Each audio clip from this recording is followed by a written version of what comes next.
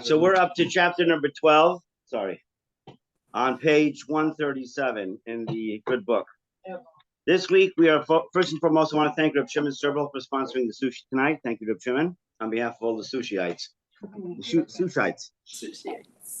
This week, we're focusing in on what's known as the Beinoni in Hebrew, otherwise in English, the Inbetweener. So in the last class, which was a couple of weeks back, we were discussing what would be, quote unquote, either the perfect tzaddik, the imperfect tzaddik, righteous person, or the complete Rasha, complete evil person, not complete evil person. We went through those different categories. Tonight, we're going to discuss the category, actually sort of the title of the book, called the Sefer Shel Beinoni, the Book of the Beinoni, which is the book of the In-Betweener. And we're going to see shortly who exactly is this Beinoni. It's not me. Not yet, anyway. Okay, so we're on page, just give you a heads up again, page 137. Actually 138, so if you start with the actual text itself. So it says, Beinoni. The actual chapter starts out with the words Beinoni and the Beinoni, the in-betweener. The Beinoni is a person whose evil never basically gets the upper hand on him, to be able to, quote unquote, conquer the small city, which again is a physical body, to influence it to sin. That means in simple English that a Beinoni never sins. You're going to say, well, I guess it must be awfully close. And you might be awfully close. But think for a minute. Now, tzaddik, obviously a tzaddik, complete righteous person, we studied last class, doesn't sin whatsoever. But if a Beinoni also doesn't sin, then what difference is there between the Beinoni and the complete tzaddik, consummate tzaddik? It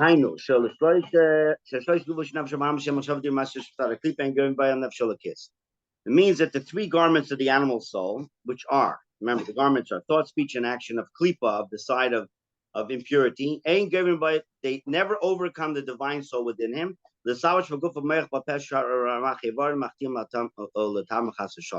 To become dressed in his body, brain, mouth, and or any other anatomical parts, which total 248, causing him to sin, to be defiled, God forbid. Only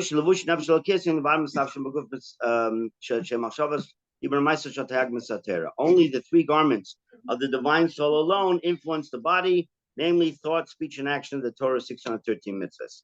What does that mean? So again, just give a brief recap from the past.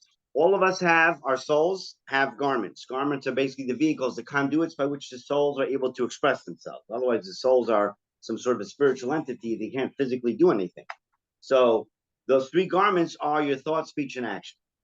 Now, the question is, this is a rhetorical question, you don't have to raise your hand, but do you control all of your thoughts, all of what you say, your speech, and all of your actions? No one has to say anything. We're not doing confession tonight. The odds are probably not, okay? That you have full control over all these things all the time. And that in reality is what the Beinoni is doing. In other words, the Beinoni is being controlled by the godly side, if you will, using his thought, speech, and action to be manifest somehow within the context of the 613 commandments. And that's all he does. All day, every day. That's the focus of the Beinoni, which is a tall order for most of us. Not only that, he says, and once so you're not born a Beinoni. It's not like a person can say, well, you were born a tzaddik, a righteous person. You were born a Beinoni, so whoopee-doo. If I was born a Beinoni, it's like someone who's rich, and they're born rich. So do you take your hat off to them? You were born with a silver spoon in your mouth. I mean, listen, you're blessed that your parents were really wealthy, as opposed to a person who works really hard for the money and understands the value of the money. So that's something which, in a sense, to a large degree, deserves more street cred, just deserves more accolades because he worked hard to get to where they are. So the Beinoni is not born a Beinoni. No one's born a Beinoni. My father was born in Beinoni, South Africa. Except for your father, but is that near Johannesburg? I don't know where Beinoni is. Oh, it's named after Beinoni. It's Beinoni, son of my sorrow. Oh, okay. So I guess it was a Jewish enclave. No? Beinoni? That's spelled a little differently. This is without the aleph. So, so let me just finish this thought. So, in turn, the Beinoni is not born a Beinoni. Beinoni is someone who worked very hard on himself throughout his life to be able to have full control over his thought, speech, and action. And bottom line is he doesn't even foul up once, because you remember going back to the earlier chapters of Tanya, chapter 1, that if a person even does one sin at one time, at that point the person is called a wicked person. So you can't be Beinoni and wicked simultaneously. It's either or. So ultimately, the person, granted, they were born as any other child is born, any other baby is born, and grew up with whatever temptations it may be, worked really hard on themselves to master their thought, speech, and action. But once they reach that title, they no longer sin whatsoever.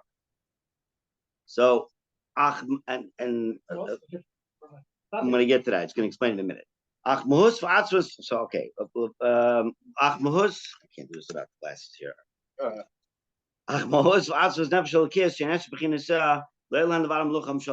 However, in the case of a Beinoni, the divine soul's deep core, which is its 10 powers of intellect and emotion, are not the only forces attempting to direct and dominate the small city. So basically you have, just to simplify it, let's say your external and internal elements, spiritual elements. The internal ones are the 10 powers of the soul. We learned about earlier on in Tanya, wisdom, understanding, knowledge, and the 70 motive ones of kindness and discipline, etc. And then you have more the external, sort of like the behaviors, how those 10 powers of the soul are being manifest and how you're using them to behave through your speech, your thought, your action. So the external part is the part that the Beinoni has mastered. So there's no physical sin, there's no physical thought of sin or sinful thinking, so to speak, intentional. We'll explain in a minute what that means, but there's no intentional sinful thinking, there's no sinful speech, and there's no sinful actions.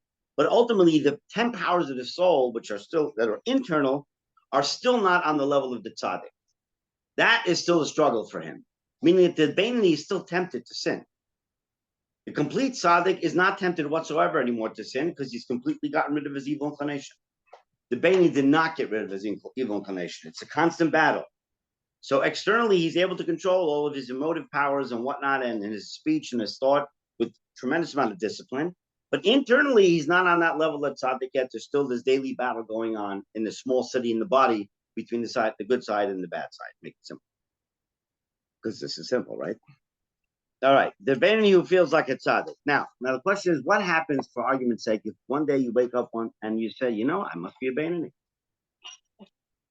You have to check yourself. Either you're drinking or you're on something. Right.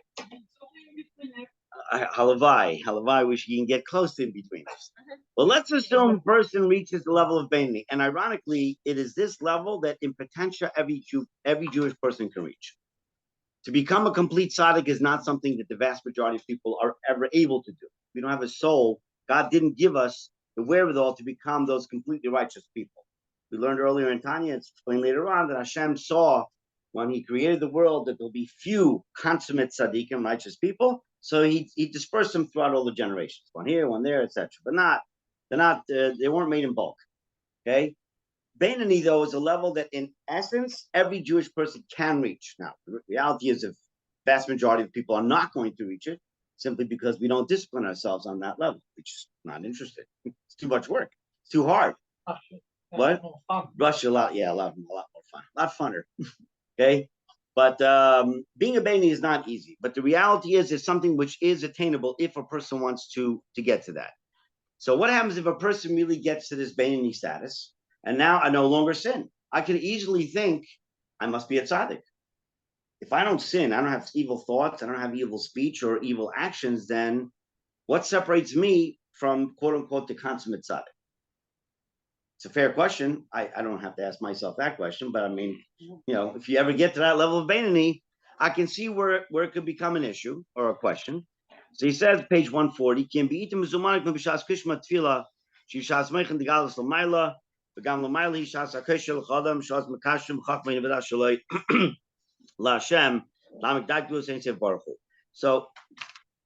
now that we mentioned that the Beinoni still struggles with his evil inclination, he still has a battle going on. So for argument's sake, let's say, of the three garments, which one is the most difficult to control? Thought, speech, or action? Thought, right. So action, you can say, okay, I just won't do it. Speech, not always so easy, but I can just keep my mouth shut or tape it shut. Thoughts is a whole different ballgame. You can't shut your mind off. If your mind is shut off, it's not a good sign because it's a little hard to restart again. Okay. So even while you're sleeping, your mind is working. You dreamed. Most of our dreams are filled with frivolity, but nonetheless, in essence, a dream can have meaning and impact if you're so worthy. But the mind is still working. The brain is still working. So it's not easy. It's actually very difficult to control your thoughts. So what's the story with the Beinoni? Is he not tempted to think about things that are forbidden? Does he not have evil thoughts? So the answer is that, let's say, for argument's sake, the evil inclination comes to the Beinoni and goes, who's there? It's the evil inclination. Now, most people would just open the door to see what the story is. I'm not letting you in, but I just want to see what you got to sell. I mean, I say I'm the evil inclination, whatever it is. And before you know it, the evil inclination got a foot in the door, even though you want to close the door. It's not nice to slam a door in somebody's face. So you invite him into the foyer and you start schmoozing a little bit. Before you know it, the evil inclination is now, in a sense, came into your house. He's laying down on the couch and he's taking over your entire house. That's sort of how our evil inclinations work. It starts with the little things. To put it in the words of our sages, is the evil inclination does not tell us to start with idolatry. You go over to a Jew and say, I want you to worship idols. Like, what are you crazy? I have no interest in. I mean, really? I got other sins that I deal with, but worshiping me idols is not up at the top, even though it's been the most heinous of the sins. It's negating the oneness of Hashem, of God. But so the Beinoni, the moment there's that knock on the door, proverbial knock on the door, he doesn't even open the door. So the evil inclination tries to get a word in edgewise into his brain, but he slams the door immediately. That's the difference. The tzaddik is not even tempted. There's no knock on the door. That's really the underlying difference. So when the Beinoni when does he get into this like ecstatic spiritual mode? In particular, when a Beinoni is davening. The Beinoni davens, in particular when they say the words of the Shema, so at that point, they are like in full control mode, where the evil inclination really has no power. It's powerless. It's not gone, but it's been totally stopped of any power. Because they're in this great spiritual rapture, for lack of a better term, which may not be a Jewish concept, but nonetheless, in this case it is. Yes. So who differentiates the Beinoni from Tzaddik? Is it themselves or is it others? No, it would be themselves. It's not, first of all, they don't have a who's who book, you know what I'm saying? Number one. And number two, in reality, who's going to know? You, yourself, and Hashem. I mean, it's not like, you sit down, do you think I hit Beinoni hood today? Right? No, list of top 500 Beinonis in the world? Not yet.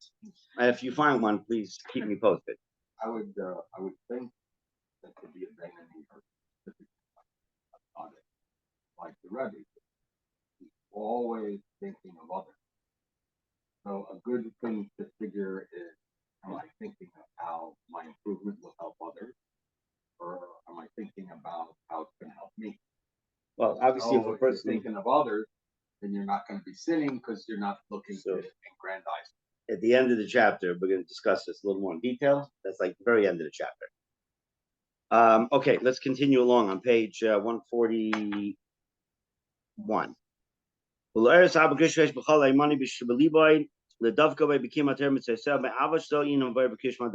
Basically, it's through the recitation of the Shema that the Beinoni employs all three elements of this, all three garments of the soul during the Shema itself.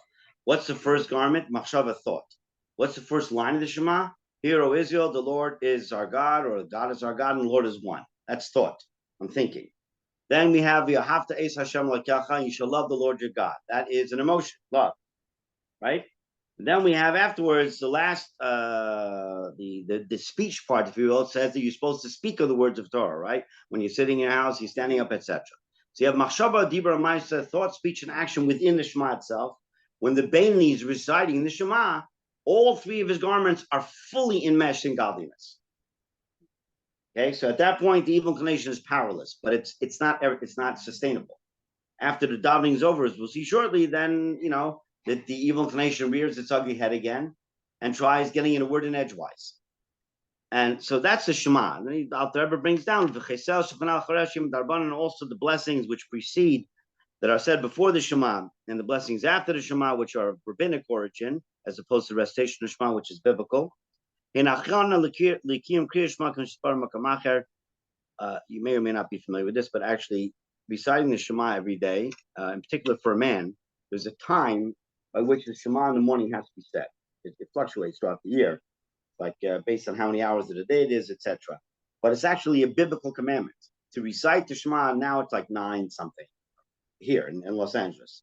Depends where you are in the world. Closer to the equator, there's less fluctuation. If you're north, south, it goes up and down, whatever it is. But point is that that's an actual biblical commandment. Just for argument's sake, wearing a yarmulke is rabbinic. Now, many people are much more stringent wearing the yarmulke, but when it comes to Shema, they're tired, they sleep in, not recognizing that that's an actual biblical commandment that has to be done by a certain time. Okay, Vaz harash b'chol hashmani kafav vatal temes pashet b'chol hayimani mechach min v'dash mecham ksharim gdol sein sefarchu. So during the recitation of the Shema, the evil in the which side of the heart is the evil inclination on? Left. So at that point, when the Beinoni is reciting the Shema, the evil inclination on the left side of the heart basically becomes powerless. During that time, during the davening, or in particular during Shema, it's not gone. It's dormant. It's powerless. But once the davening is over, as we'll see, then get the engine start again, and the battle continues. Do women say the Shema too? They do, but they don't have this. They do say Shema. No, women have to daven Shachar. It's the morning and afternoon prayer, but mitzvahs which are time bound. So the time for when the Shema has to be recited is not something that women are limited to. Men are commanded to say the Shema in the morning by a certain time every day. A woman's not. They still have to say the Shema as part of davening, but they don't have anything which is really a time-bound mitzvah. They're not obligated to fulfill. In general, time-bound mitzvah. Okay. On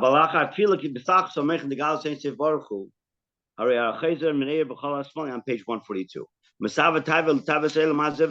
the moment basically that the Beinoni finishes davening and his focus meditation is over, all of a sudden the evil inclination is back and up and running once again. Now,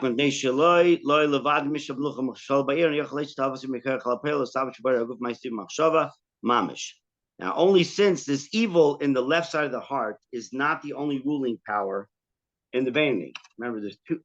If you remember the illustration or the examples we gave a while back, small city is the body. There's 2 kings fighting for the same throne. One is the evil inclination, one's the good inclination, the animal soul and the godly soul. And each one wants to be the king. You can't have 2 kings on one throne. And there's this constant tug of war, left side of the heart, where the evil inclination resides, right side of the heart in the brain, where the godly side resides. And there's this tug of war back and forth. Do it, don't do it. Should do it, couldn't do it. Whatever the story may be. Of things which are permitted or not permitted according to Torah. So since the evil inclination is not the lone ruler, therefore, there are times where the godly side, in this case, in the case of the Beinoni, during Shema or davening, that he's able to take full control over the city, which is the body. What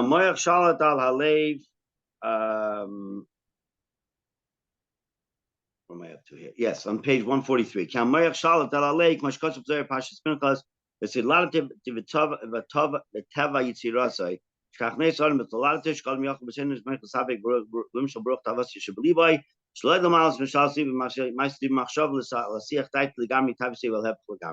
this is interesting. Well, it's all interesting, but the way God created us innately, the nature of a human being is that your mind is able to control the heart. So you're going to say, well, that sounds easy enough. It's not obviously not that easy. But in truth, every one of us, that's the default setting. The default setting is that the mind should dictate to the heart how the person should behave. Now remember, the heart is the seat of your emotions. So a person's angry or happy or sad, whatever, all the emotional responses are sort of coming out of the heart. But how that emotional response is meant to be should be dictated to the heart by the brain. Now, often when a person gets angry, they fly off the handle. They get livid about something. Is it a rational response? Not at all. And do they often regret what they said? All the time, on a regular basis, particularly if it's to your spouse, right? Etc. So why is it happening though? In reality, okay, I got angry. I'm a human being. I lost it, whatever it may be. Because at that point, I'm not using my brain properly, thinking, what are the effects of my words going to be down the line? There's a famous analogy given about Lashon Hara, about the slander. So you can't take back what you said. Once something escapes your lips, it's there for all eternity. Especially now with the internet, the moment you post something, it's there. I don't know, it's somewhere in that heaven, and it's there for It's interesting because it really drives it home. When we were younger, they didn't exist, right? I never said it. Now it's all recorded. Everything's all there for posterity. So, which is similar to the recording that God has of our lives in heaven. Everything gets recorded upstairs in a master computer, and God does not use Apple or whatever it is, or Microsoft. They don't go down. There's never problems, no bugs in the system.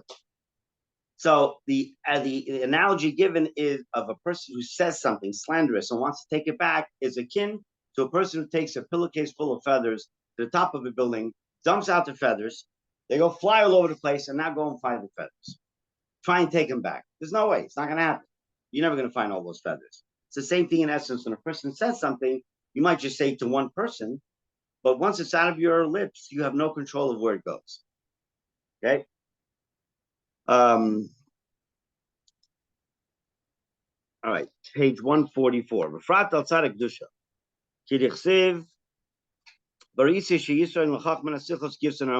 So when it comes to the mind being able to control the heart, it's particularly true when attempting to coerce your will in direction of holiness.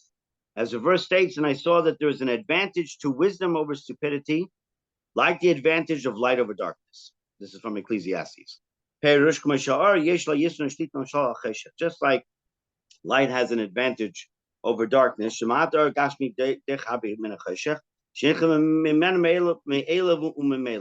that physically a small amount of light will push away a lot of darkness. There's no struggle really between the two. The darkness is displaced automatically and effortlessly.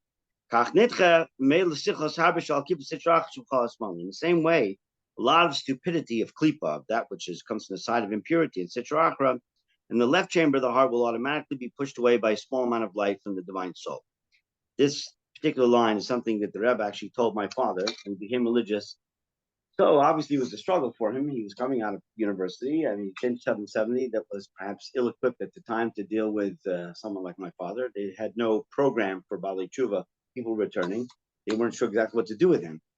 And in one of the private audiences my father had with the Rebbe, he had quite a few of them over the year, this is one of the lines that the Rebbe told my father, that a little bit of light can dispel a tremendous amount of darkness, which he was a physicist, which is not rocket science. I mean, yes, if you walk into a dark room and you light a match, one little match can kind of illuminate all that darkness. It's not hard.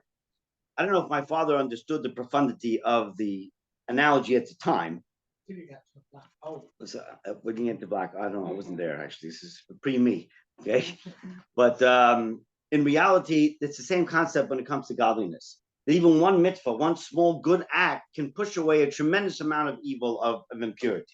Like, quote unquote, a little bit of seichel, a little bit of intellect can push away a tremendous amount of stupidity. It's the same, that's basically the analogy there. So a person at times may think, okay, my mitzvah, is it going to make such a big difference, really? Am I going to tip the scales of the world by just being a good, better person? I'm one of 8 billion people, give or take. The answer is yes. That little mitzvah may not mean much to you, but to Hashem, it's invaluable. And therefore, it really makes a profound difference. And conversely, God forbid, if you do something wrong, a person can say, well, it's my life. I can do whatever I want with my life. Don't tell me what to do. I'm not hurting you, right? That's not true. Because ultimately, my actions, no matter what they may be, don't just affect me. They affect everybody in the entire world in some way, shape, or form, even if I can't see it. And often I can't see it. But there is an effect happening. Okay. Kamaira, page 145. So if that's the case, we say that a person's brain is able to control their emotions, meaning that if I was a clear thinking person, I wouldn't sin. I mean, right? If I realize the ramifications of my sin, knowing if I do A, B, C, or D, this is what's going to happen. And I'm in a clear thinking mode, why would I want to hurt myself intentionally? A healthy person wouldn't do that. So if that's the case, then why do I even sin? If I know that my sins are distancing myself from God, every time I sin, I'm creating a barrier between myself and godliness. That flow, that conduit is getting disturbed. Every time I do a sin, then why would I want to sin? Oh, yes. True, okay, but still, I'm a free-thinking person with a little bit of intellect, and I might say, yes, my Yetzer Hara is very powerful. I'm playing devil's advocate with you, okay? Let's assume I have a very strong Yetzer Hara, and usually the Yetzer Hara is very strong, very crafty, sly, willy-nilly, whatever it is, nilly-willy, whatever they say. But still in all, I'm smart enough to know that this is going to hurt. It's like, a baby might be apt to put their finger into fire because they don't know what's going to happen. You just do it once, you realize it burns the finger. That usually cures that problem. Short term versus long term is motivated with the short term triumph, and you don't think about the longer term consequences. True. So I'm just going to paraphrase what you said in different words. So the words that the Alter Rebbe uses, which is similar to that idea, is that basically a spirit of folly, of stupidity, in essence, enters a person's mind, and therefore we say, you're not thinking clearly, long term, short term, whatever it may be. That, hey, we all know, as you get older, as we age gracefully, okay, you go to the doctors, the same list of questions each time. Do you smoke? Do you drink? Do you this? How many times a week do you exercise? You go to Kaiser, they have like a whole form. I can tell it to you by heart. Okay. Would you mind getting on the scale? Absolutely mind getting on the scale. You know what I'm saying? I don't really, scale's not my friend now. So we all know you eat this, it's not good. You get rid of, don't eat sugar, white flour. I mean, go, if it tastes good, it's not good for you. The bottom line is, as you get older, if it's bland, it's fine. If it tastes good, it's a problem. Okay.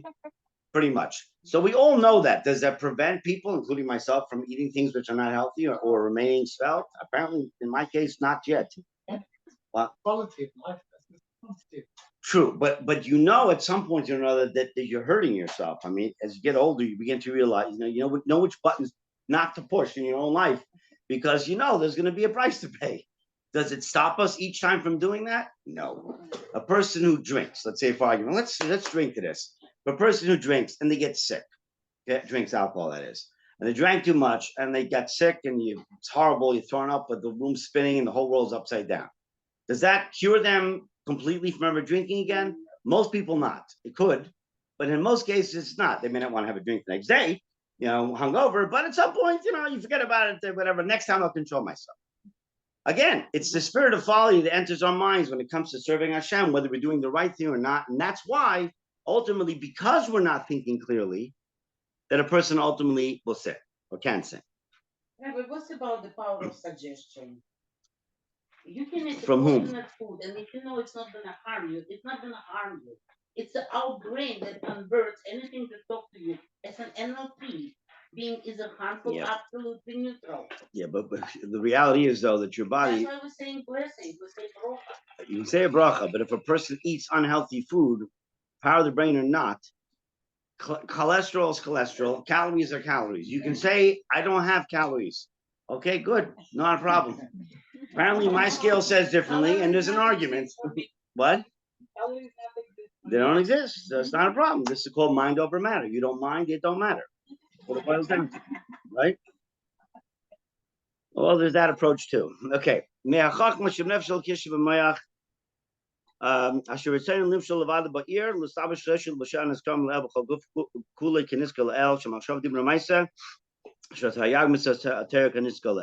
So ultimately, I'm on page 145. So our sages of Blessed Mary taught a man will not commit a sin unless a delusional spirit, he calls it, enters him.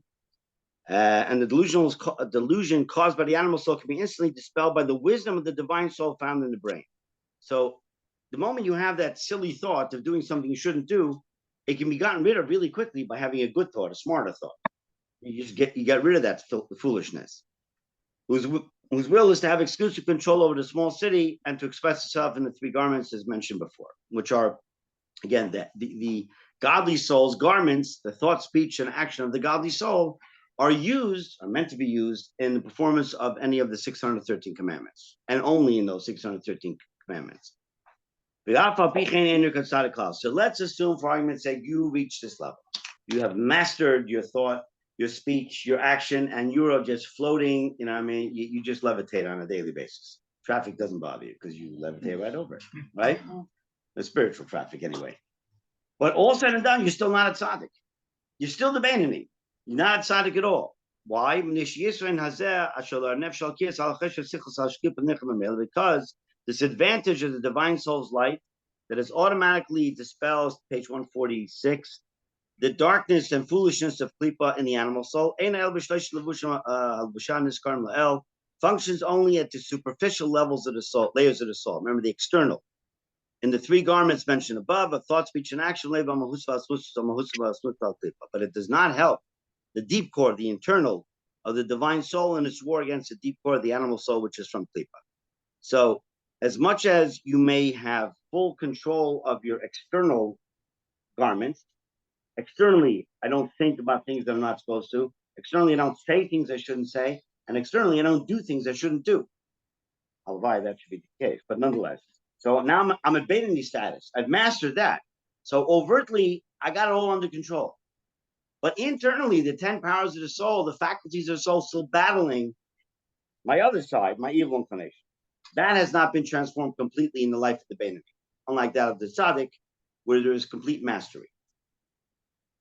Kimahus Vatsmusa, midway down 146. Kimahus Vatsmusa,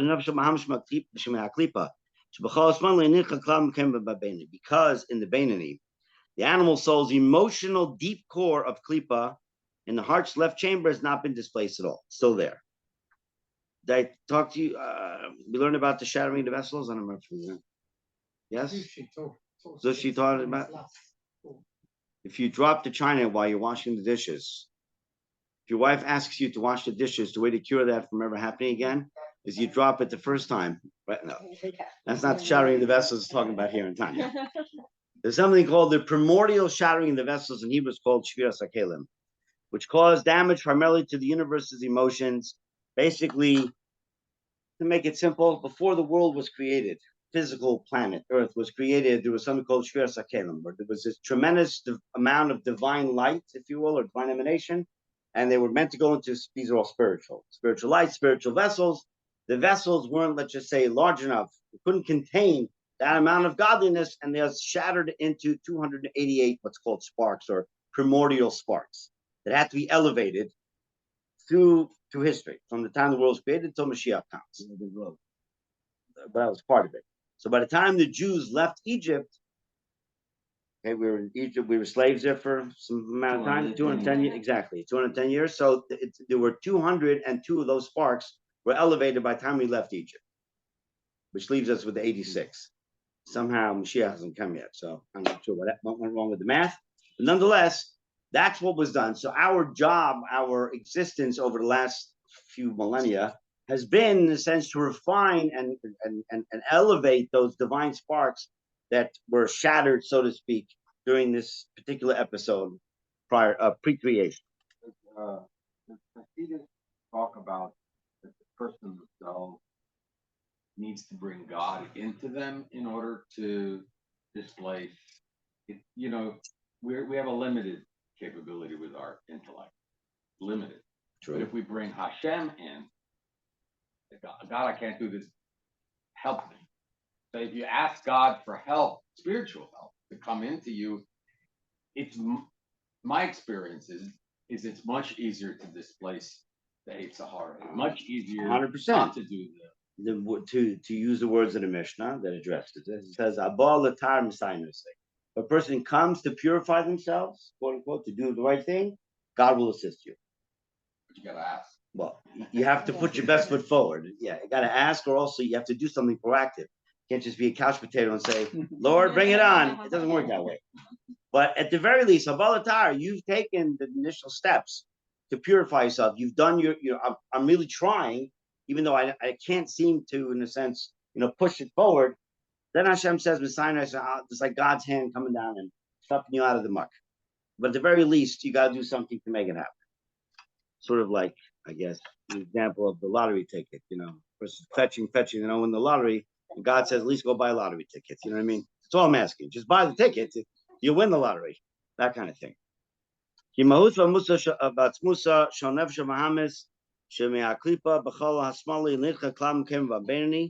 says, because in the Beinoni, the animal soul's emotional deep core, did I read this already?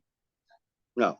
The animal's emotional deep core of Klipa in the heart's left chamber has not been displaced at all. And this is a reference to the shattering of the vessels. But after davening, it becomes evident when his fiery, flaming love for God is no longer awakened in his heart, in the right chamber. Like when he's saying Shema, when Beinoni's davening, he's on fire.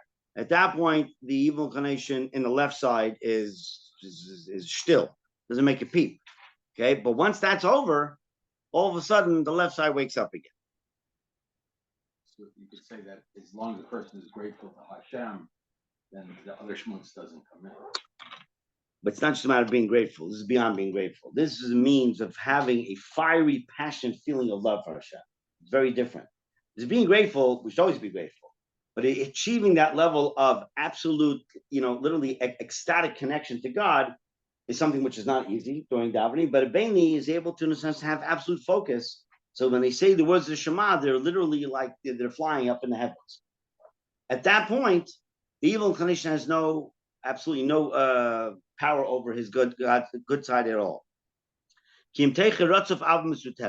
So now, okay, that's during davening or during Shema. After davening is over, evil inclination wakes up again. Left side says, all right, let's put the boxing gloves back on and let's get the war going again.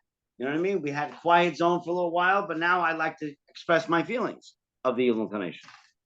So in turn, then how does the Beinoni's godly side or godly soul now overpower the evil inclination when he's not davening? What gives him the power to do? We know how hard it is to control ourselves. Anybody who's open to it, you don't have to wear knives and no confession today. If anybody's intellectually honest with themselves, who knows how hard it is to stop ourselves from sinning and doing things we shouldn't do. It's not easy. So the answer is after prayer, I'm at the bottom of 146. During the rest of the day, the Beinoni's heart is inlaid inside with love, but only a milder form of love known as Amusateris or dormant, concealed love, dormant love. Which is an innate love of the divine soul, which everyone naturally experiences, as will be explained later on in chapters 18, 19, 44. I'll explain this in a minute. And then after prayer, when the more intense love subsides, it becomes possible for the stupidity, quote, of the fool, that's the evil inclination, the evil of the animal soul, to be expressed in the left chamber of the heart, to desire the temptations of everything in this physical world, whether they are permitted, or God forbid, for prohibited. Now it is as if he had not prayed at all. So, going back to the Beinoni. So what, in a sense, first and foremost, what is this Amasuteres? This dormant love that we're talking about. So you have certain people that'll say either they don't believe in God or I have no love for God. I'm an agnostic. I'm an atheist. I'm whatever I want to be. You know what I mean? I identify as a giraffe. I don't know. Nowadays you can identify anyone you want, right? So, but in truth, can a Jew truly be an agnostic? You can say whatever you want, but deep down you can't. Why? Because every single Jewish person, by the mere fact that you were created as a Jew, born as a Jew, or converted halachically as a Jew, so then you have this innate concealed love to God that's part of your DNA. Just like you can't wish away certain DNA, whatever genetics that we have, sometimes we like different genetics, but you got what you got. You can't wish it away. It's part of who you are. It's not going to change. Okay? So the same thing applies here. That level of that dormant level of love of God that exists is always going to be in your life. Every so often it comes, it sort of gets awoken or aroused, and all of a sudden that's what sort of prompts me to want to go to shul, to do a mitzvah out of the blue. Just, why all of a sudden do I have this newfound interest in Judaism, which for something that for many years I had no interest in whatsoever. That level of love is there. It's always there. Just quiet most of the time. Once in a while, it gives us a little nudge, and we actually hear, the voice calling out. Yes, I will. Verse 13, Yisrael starts to come, and we are 13 years behind the Yisrael. If when you get married or in this area, or somebody change his or her religion, is it going to be the Yisrael is going to be planted in him, or there is no Yisrael in him, or compared to the Jewish people? So we're clear. When a baby is born, okay, so their godly soul is not fully vested in them until they're bar or bat mitzvah, boy, girl, okay? So they get it in stages. Part of it obviously comes in at birth, for a girl specifically at birth, for a boy at his bris, and then when they turn bar or bat mitzvah. Until that, so every person is born with an animal / vital soul, which prompts us to eat, drink, sleep, all of our physical needs. And that's why until a boy is 13 or girl is 12, they're not fully responsible for their actions until that point, because they don't have a fair shot. You have to have both souls fully vested within you to be, in a sense, culpable for your actions. And which begins at the age of Bar Bas Mitzvah. In terms of a person converts to Judaism, so it says that they're given an neshama at that point. They get a new soul. At that point, they have a godly soul and an animal soul, and then it does battle like anyone else. Okay, back to the bottom of page 147. The Beinoni's mind control. So now, in the case of a desire for something forbidden, in the case of a Beinoni, it does not cross his mind to actually violate the prohibition or to fail to observe a positive command, chas v'shalom, God forbid. Rather, they remain as mere thoughts of sin, which are worse than sinning itself. We kind of went through this a bit earlier, meaning that your brain, your thoughts are the most sensitive elements within the body. If that becomes damaged in any way, shape, or form, it's worse than the sin itself.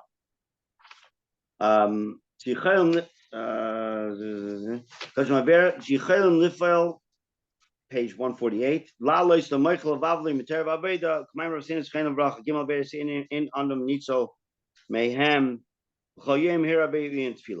So these thoughts can cross his mind, leading to a distraction from Torah and worship. As our sages of blessed memory taught every day, there are three sins from which a person cannot save himself: thoughts of sin, failure to concentrate during prayer, etc. He doesn't mention the last one here, but the last one is borderline slander. Okay, so how ultimately, going back to the Beinoni, if that's the case, how can the Beinoni successfully deflect all of his relative urges? I'd like to be able to get to that. Okay, it all sounds good and fine. Bottom line is, if the Beinoni, okay, while he's davening, he's saying Shema, fine, I got it. He's like, in some spiritual heaven. He's barely attached down here. But once he's finished, and then the Yetzer Hara, the evil inclination, wakes up again, how does he control his urges? So the answer is as follows. Rather, for the purpose of ensuring that the mind rules over the heart on every occasion, the Beinoni benefits from the residual effects of meditative prayer in his brain that linger after the prayers are completed. So, you remember, he got a full dosage during Shema, during davening. Now, even though he's finished davening and the evil inclination has reared its ugly head once again, but there's residual effect. It's like a person takes medications. You can get get a good zinger to start with, but certain medications remain in the body for however long it may be, right? It's a residual effect. It's supposed to be. And spiritually, the same thing applies here in the case of Beinoni. The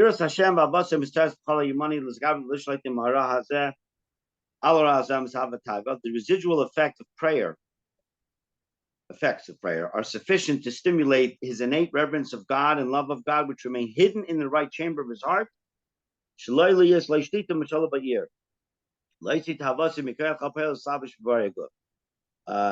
whenever the Beinoni feels a desire for self-gratification, he will be strong and triumph over his evil, preventing it from gaining control and dominance over his body, which is a small city, and from bringing its desire to fruition to influence the limbs of his body. And residual effects of prayer help the Beinoni not to sin even in his mind alone, to have bad thoughts, because evil in the left side of the Beinoni's heart does not have the control nor dominance to overcome the willpower of the brain to make him contemplate such thoughts, God forbid. Meaning that the Beinoni has the wherewithal to use his brain, his moyach, and basically dominate the left ventricle of his heart. As strong as the left ventricle may be, the Yetzer Hara may be, he still has his brain to be able to say, I'm not listening to you. And what, in a sense, gives him the power to think with that level of clarity?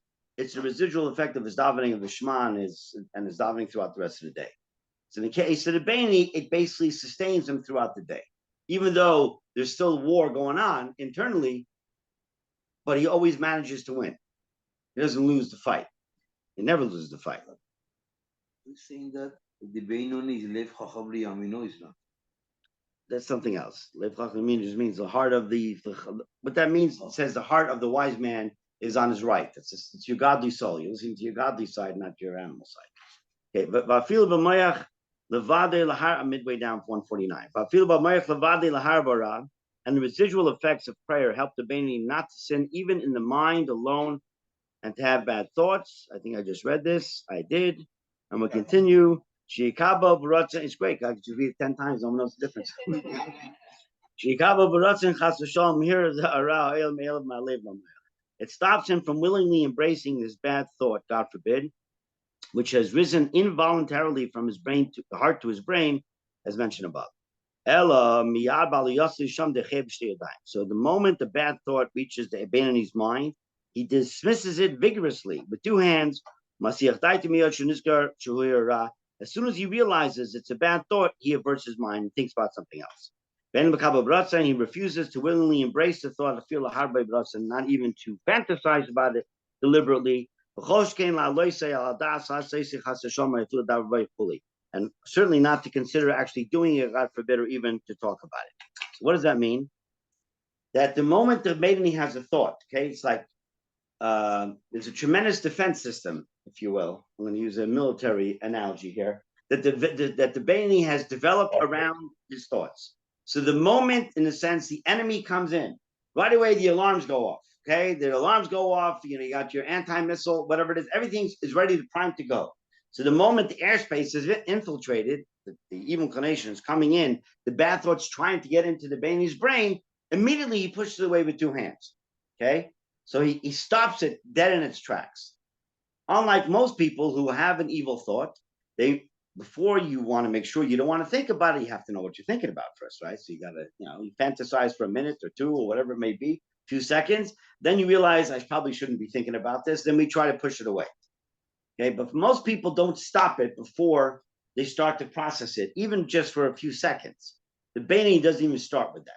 He stops it before there's any deliberate, intentional thought. He can't stop the attempt, because he's not a tzaddik yet. The attempt is still made by the evil inclination.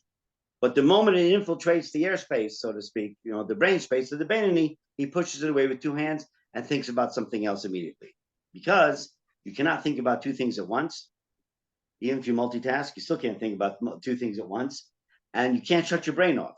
So the only way in reality to truly be able to conquer or control your thoughts is to think about something else. You always heard it as a kid, right? You have a bad dream, think about something else. It's only that easy, you know what I'm saying? Go to channel 12. Yeah. But in essence, that's really what it is. So, and that's really for all of us, even if we're not going to reach the level of Beinoni, when a person, we're all blessed with having inclinations as long as we're alive. Bottom line is, unless you're a complete tzaddik, and for that I ask you forgiveness in advance if I wrongly accuse you. Okay? But other than that, we all have this battle within ourselves, and we all have these thoughts, evil thoughts. It doesn't have to just be evil in terms of sin. It could be negative thoughts, okay? Bad karma, call it whatever you want. Anxiety, all these things that go on.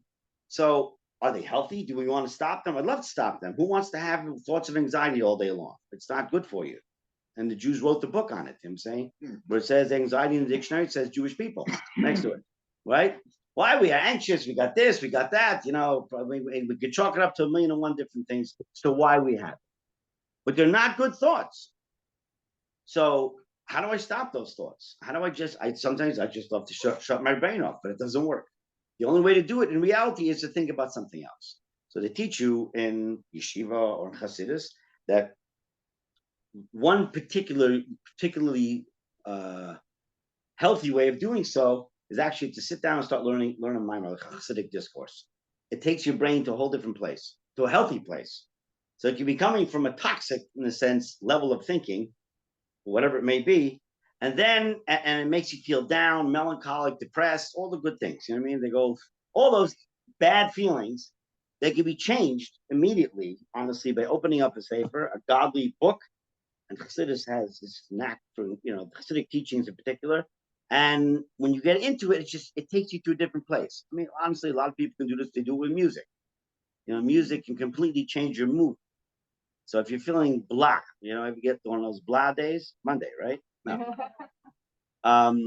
So a person just not in the mood of doing something, you listen to happy, peppy music, what have you, it can change your mood. I mean, you can do the opposite. If you listen to sad and melancholic music, that's not going to take you to a happy place. But that works usually as long as the music's going.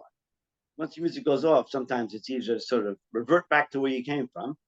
when you sit down and you study something more in depth, like Hasidus or whatever it may be, a part of Torah, it's something which you can think about, which sort of you can retain for a longer period of time throughout the day. It's not, it's not like it lasts forever because it's constant maintenance that you have to do. But there's residual to it. That's the difference. You study it, even after you finish studying it, there's a residual effect to take you out of that sort of toxic intellectual environment. Okay. What is considered say when somebody cuts you off or they're not turning or it's very hard to this is what we're getting up to right now. The Alter Rebbe discusses road rage. No, says they had horses and wagons. Okay, page 150.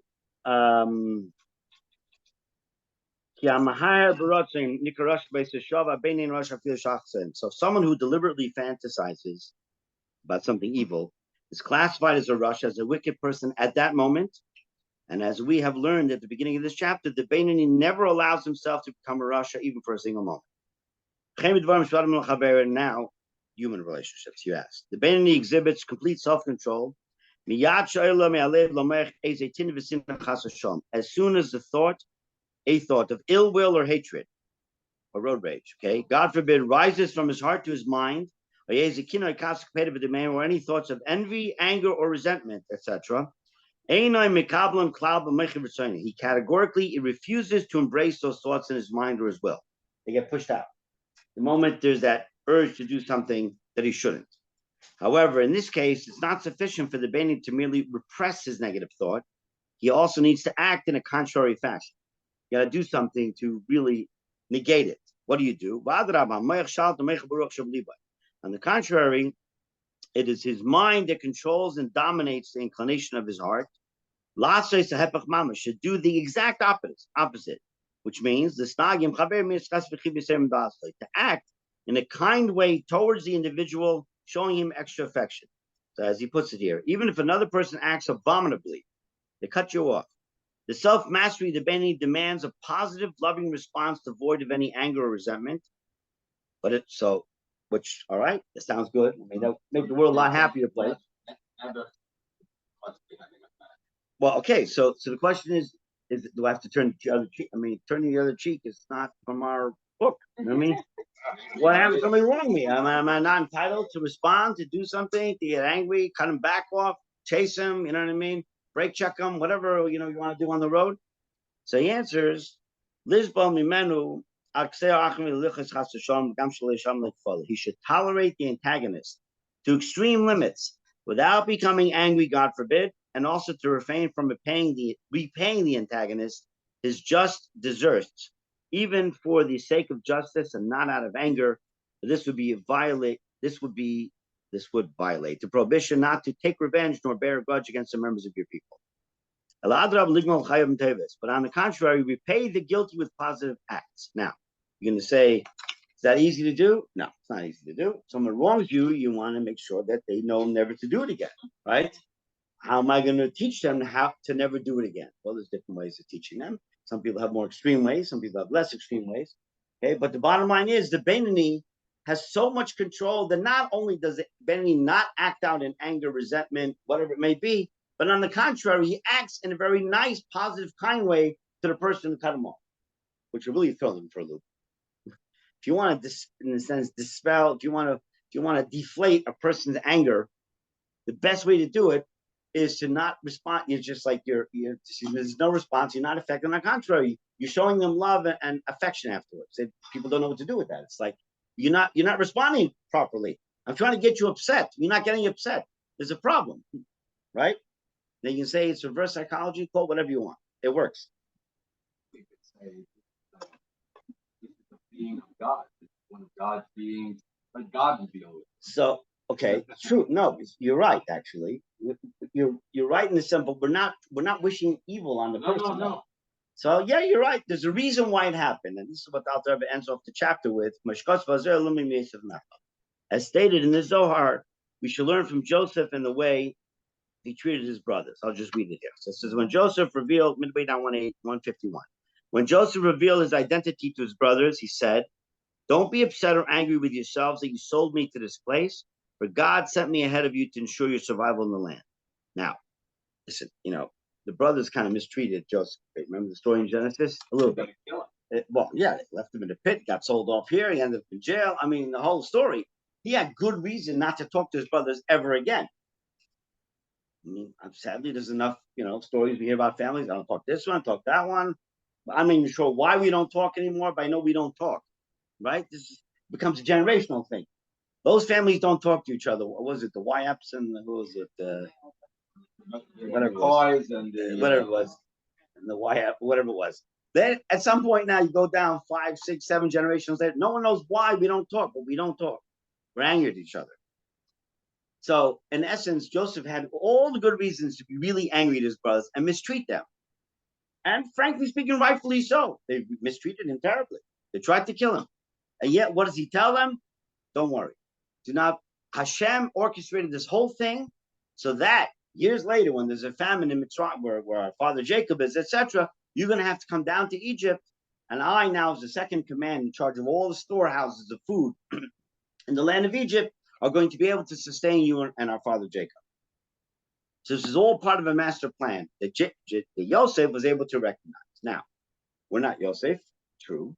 And sometimes it's hard to take a step back and say, well, you wronged me, you really hurt me, but I guess God has a plan and I've deserved it.